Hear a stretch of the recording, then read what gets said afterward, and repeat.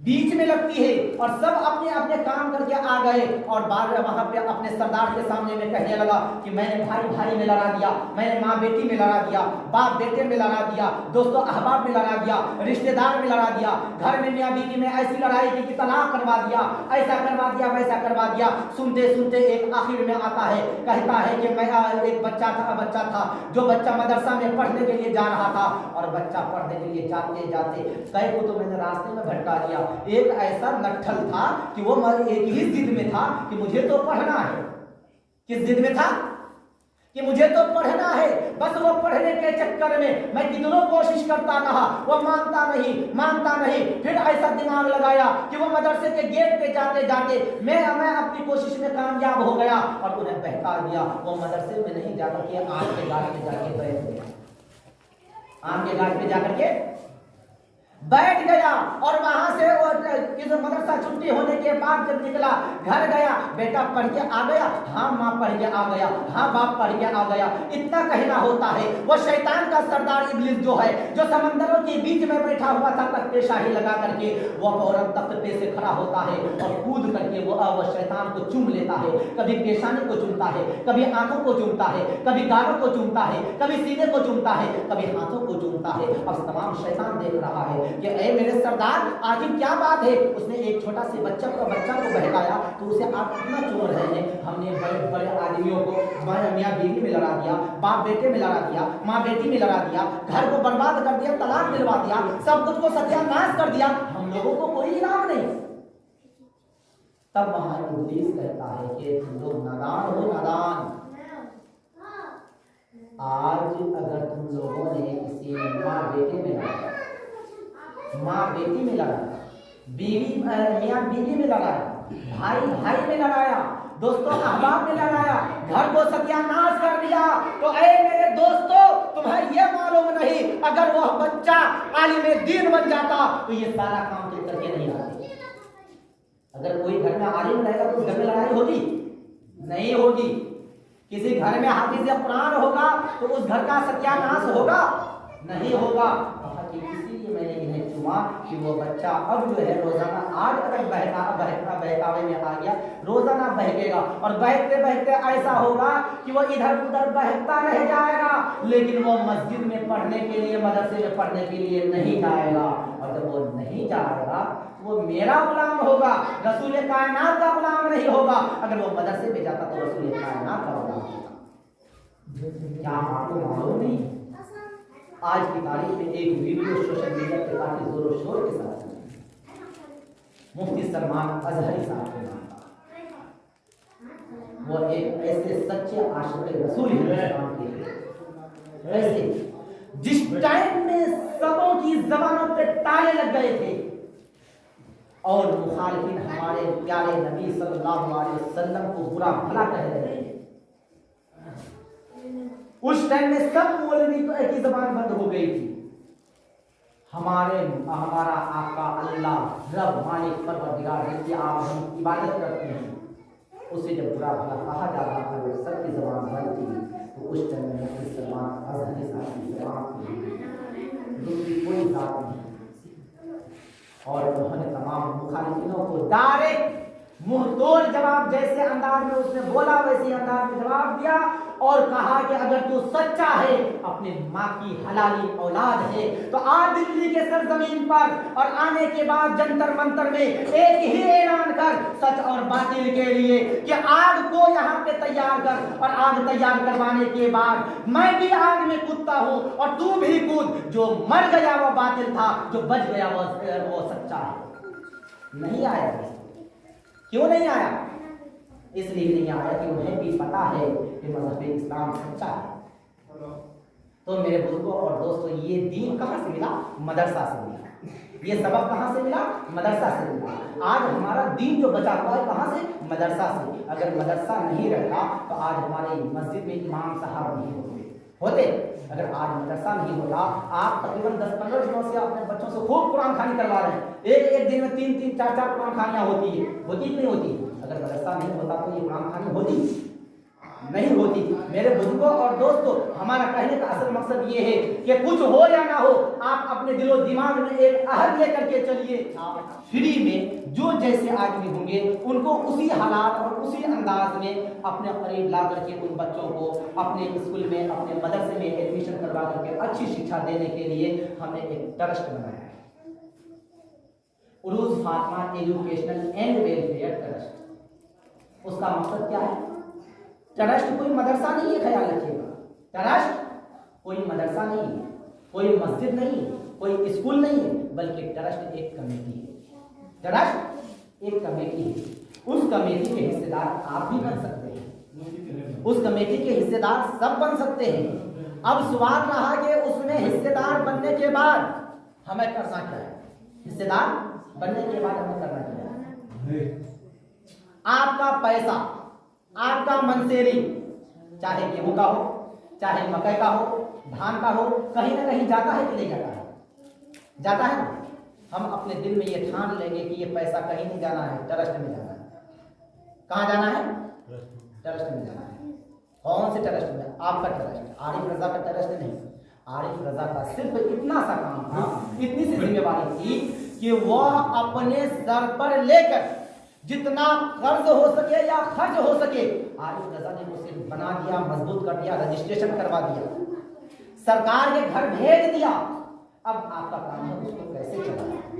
आप अपने घर का पैसा उसमें दीजिएगा, आप खुद कमेटी रहिएगा, आपको पता होगा हमारे संगठन में कितना पैसा है और उस संगठन से हमारे बच्चे कितने पढ़ सकते हैं, कितने नहीं पढ़ सकते हैं। अगर हमें जरूरत है या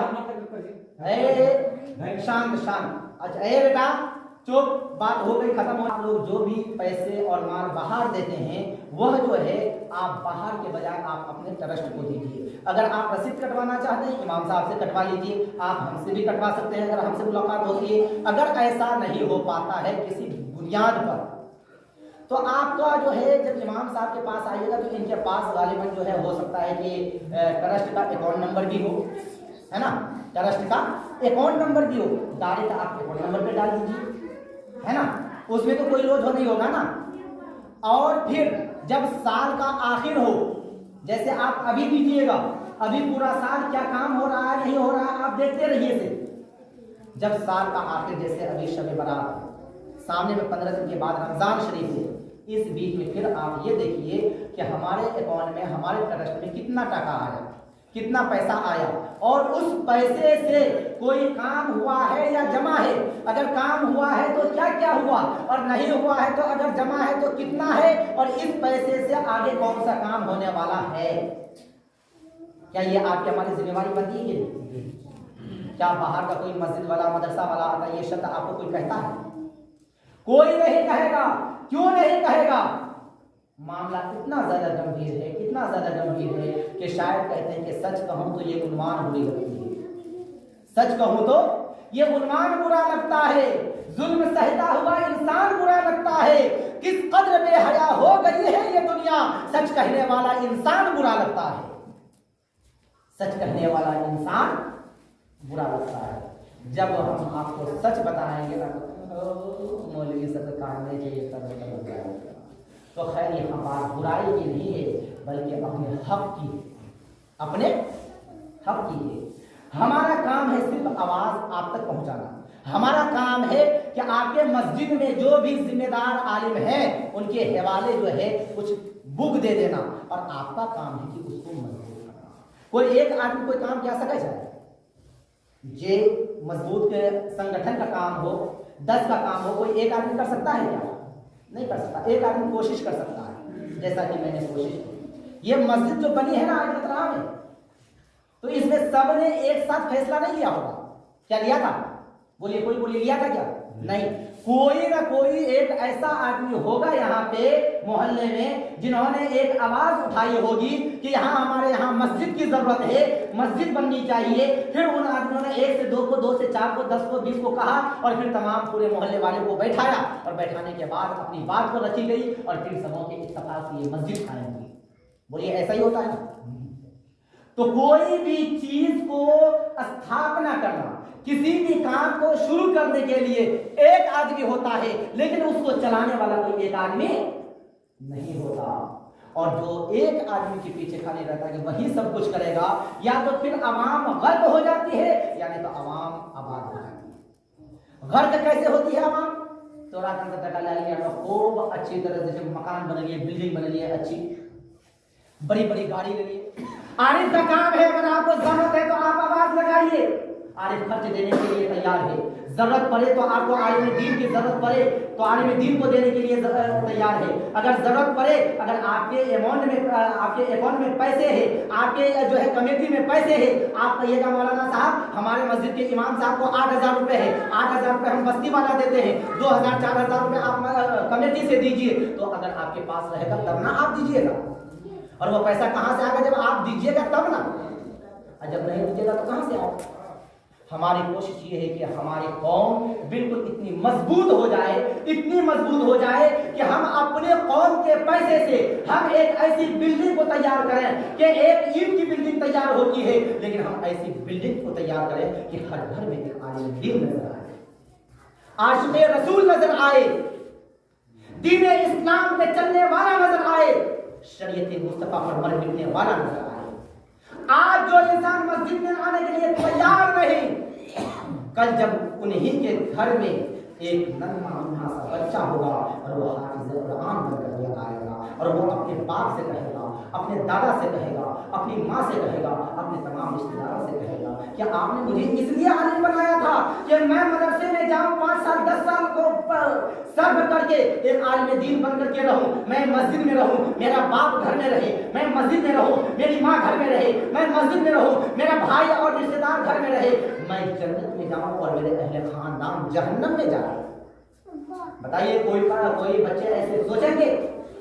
नहीं। जब वो बच्चे अपने माँ बाप को बताएंगे, आज आरिफ की बात, मौलाना अशफाक की बात या दिगर आलिम दीन की बात तो समझ में नहीं आएगी, लेकिन अपने घर के बच्चे की आलिम की बात तो समझ में आएगी। बोलिए आएगी या नहीं आएगी? तो बताइए हम सबको अब अलग अलग रहना चाहिए या एक साथ आना चाहिए? एक साथ। हम आज की तारीख में ऐसे हैं, ये उम्मीद देख रहे हैं ना, आज हम ऐसे हैं। मैं आप लोगों से मुअद्दबना अपील करना चाहता हूं कि ऐसे मत कीजिए, ऐसे। ये उंगली है, कोई भी तोड़ सकता है, गलत तो नहीं है, उंगली को कोई भी तोड़ सकता है, उंगली बंद कर। आज बीजेपी वालों ने क्या किया है आपके साथ? हमारे कौम को, जिसको मुसलमान कहते हैं, ठीक है, दियोबंदी, बरेलवी, अहले हदीस में, दहेड़िया में, नजदी में, वहाबी में, खारजी में, राफजी में, कादियानी में, इस तरह से अलग अलग अकीदे में, फिरके में बांट दिया। किसमें बांट दिया? फिरके में। अब आप एक जगह 5 भाई थे, कितने भाई थे? 5 भाई थे। अब ये पांचों एक जगह जब कमा करके लाते थे तो मुट्ठा भरता था, मुट्ठी भरती थी नहीं। अब पांचों कमाई अलग अलग जाने लगे और पांचों अलग अलग हो गए, तो पांचों एक जगह रहिएगा तब ना देखने में ढेर लगेगा, तब ना कोई आपके ऊपर जो है हमला करने के लिए आएगा तो 5 लाठी निकलेगी एक साथ। और जब अलग अलग रहिएगा तो आज जो मौलाना अशफाक साहब को मार देते हैं तो आरिफ रजा तो देखता रहेगा, है कि नहीं? आरिफ तो बोलेगा ही नहीं, क्योंकि वो हमने तोड़ दिया है। हमने क्या बना दिया? उनको उंगली बना दिया है। जो ये मुट्ठी बने हुए थे ये उंगली बन गए हैं। इनको पहले अशफाक को मारो, फिर आरिफ को मारो, फिर इकराम को मारो, इस तरह से कर करके पूरे बस्ती वाले को मार डालो। तो मेरी चाहत यह है कि उंगली बन के मत रहो, बल्कि मुट्ठी बन करके रहो, ताकि मुट्ठी पे हाथ डालने से पहले डालने वाले को औकात भी मालूम होना चाहिए। मुट्ठी पे हाथ डालने वाले को अपने आप को ये भी देखना चाहिए कि हम कैसे हैं और वो कैसे हैं। बताइए कोई सोच पाएगा? मुट्ठी को कोई मुचार पाएगा? अकेला नहीं मुचार पाएगा, उंगली को मुचार देगा। और यही तरीका हमारे दरमियान आया है। दियोबंदी, बरेली है, ये है, वो है, यानी अकीदे में जो बांटा ये जो है हमें तोड़ने के लिए बांटा, तोड़ करके जो है। अब देखिए मुसलमान नौजवानों को मॉब लिंचिंग के नाम पे कितने मुसलमान पता चल रहा है, जगह जगह अफसोस की बात। अगर आप लोगों का खून आज भी गरमाया नहीं है, एक सवाल है, आपके घर का बेटा भतीजा नहीं डायरेक्ट बेटे की बात है, बेटा को ऐसी मौत मुझे कर दिया जाए, मेरे बेटा को कर दिया जाए, मौलाना साहब के बेटे को कर दिया जाए, आपके बेटे को कर दिया जाए, बोलिए आपके दिल पे क्या उठेगी? जी पाएंगे? कहेंगे मेरा बुढ़ापा का सहारा तो वही था, मेरे दिल का सुरूर तो वही था, आंखों का तारा तो वही था, बुढ़ापे का खंभा तो